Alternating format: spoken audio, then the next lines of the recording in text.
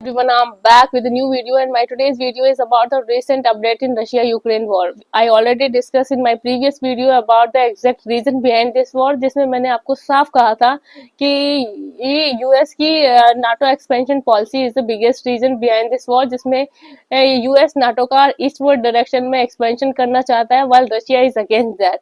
और रशिया ने कंटिन्यूसली इसके अगेंस्ट में रहा है। उन्होंने कहा है यदि नाटो का एक्सपेंशन टूवर्ड यूक्रेन होता है तो डेफिनेटली उनकी इंटरनल सिक्योरिटी, उनकी एक्सटर्नल सिक्योरिटी, सभी चीजें को थ्रेट होगा and they never want this. तो डेफिनेटली रशिया ये चाहता नहीं है एंड यूएस कंटिन्यूसली ये करना चाहता है। सो डेफिनेटली कोई भी कंट्री अपनी सिक्योरिटीज को लेकर तो कॉम्प्रोमाइज नहीं करेगा and that is the reason for this war. अभी यदि मैं रिसेंट सिचुएशन डिस्कस करती हूँ तो देखिए कि हम सभी जानते हैं कि यूएस में इलेक्शन हो चुके हैं। जो बाइडेन की गवर्नमेंट के पास 2 months हैं only, and in these 2 months Joe Biden government is using it against the whole world. मतलब यदि मैं कहूँ तो ये कोई गलत नहीं होगा कि किस तरह से उनकी पॉलिसीज, उनकी जो डिप्लोमेसीज हैं, जो स्ट्रेटेजीज हैं रशिया के अगेंस्ट में कितनी घातक हो सकती हैं और कितनी हॉरिबल हो सकती हैं, ये समझने की बहुत जरूरत है। रिसेंटली यूक्रेन ने जो मिसाइल्स यूज करी हैं रशिया के अगेंस्ट में 80 AGMS मिसाइल, जो कि आर्मी टैक्टिकल मिसाइल सिस्टम है और ये डिजाइन करी जाती है यूएस टैक्टिकल बैलिस्टिक मिसाइल के है अमेरिका की, जिसमें कि आप देखिए कि ये हाई वैल्यू टारगेट मिसाइल्स हैं। इसकी रेंज होती है 300 मीटर और इसमें जो एम्प्लॉय किया जाता है advance GPS system, internal guidance system, जो कि यूज करने के लिए बहुत ही एडवांस और हाई टेक्निकल सोल्जर्स की जरूरत होती है, जो कि यूक्रेन के पास नहीं है। तो यू कैन अंडरस्टैंड कि यूएस के सोल्जर्स यूक्रेन में आकर उनको सपोर्ट कर रहे हैं रशिया के अगेंस्ट में इस मिसाइल को यूज करने के लिए।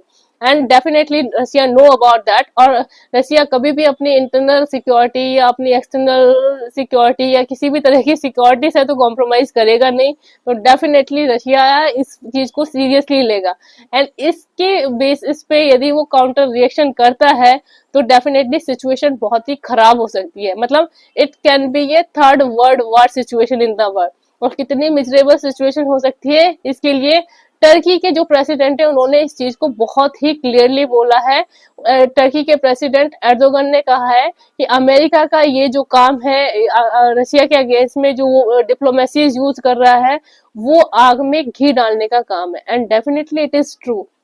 क्योंकि जिस तरह से अमेरिका सिचुएशन क्रिएट कर रहा है तो रशिया यदि काउंटर रिएक्शन में न्यूक्लियर थ्रेट देता है या एटॉमिक वेपन्स की थ्रेट देता है तो यू कैन अंडरस्टैंड कि कितने कंट्रीज इससे सफर करेंगे। मतलब NATO countries will be part of that and more importantly वो अमेरिका को भी टारगेट बनाएगा। तो डेफिनेटली अमेरिका में भी सिचुएशन कितनी, मतलब जाते जाते वो अपनी कंट्री के लिए ही खतरा बनते जा रहे हैं। That is really a big thing to understand. And definitely यदि वर्ल्ड में इतने बड़े लेवल पे लीडर्स इस तरह की चीजें करते हैं और इस तरह से वर्ल्ड को एक मिजरेबल सिचुएशन में डालते हैं तो बहुत ही it goes very wrong. And definitely I want कि world leaders should sit together, बहुत ही अच्छे पीसफुली वे में चीजों को हैंडल करना चाहिए और एक स्टेप यदि पीछे होके भी कुछ चीजें अच्छी हो सके तो करने में कोई बुराई नहीं होती। So I really want they come forward and talk peacefully and manage the situation nicely.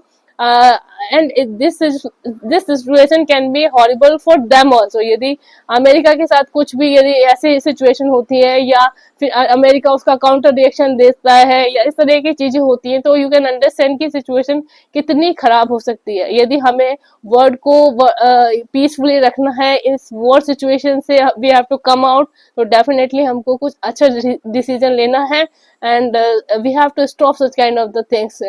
So what do you guys think about this? Suggest me your thought. Bye bye. Have a nice time.